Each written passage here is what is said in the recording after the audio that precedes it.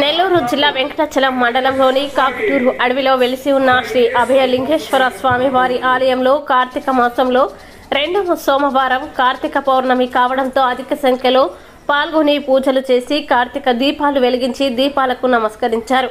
అభయలింగేశ్వర స్వామి ఆలయ కమిటీ ఆధ్వర్యంలో ఆకాశ దీపారాధన మరియు ఉభయకర్తలచే పూలాలంకరణగా శివలింగాన్ని ఏర్పరిచి పూల శివలింగం చుట్టూ దీపాల ప్రమిదలు పెట్టి ఆవు నెయ్యి పోసి ఒత్తులు వేసి భక్తులచే వెలిగింపజేశారు.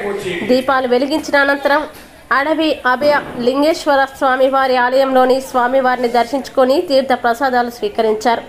ఆలయ ప్రాంగణంలో హరహర మహాదేవ శంభో శంకర అంటూ శివనామ స్మరణ చేస్తూ భక్తులు భక్తి పారవశ్యం చెందారు. ఆలయ కమిటీ ఆధ్వర్యంలో అన్నదాన కార్యక్రమం నిర్వహించారు.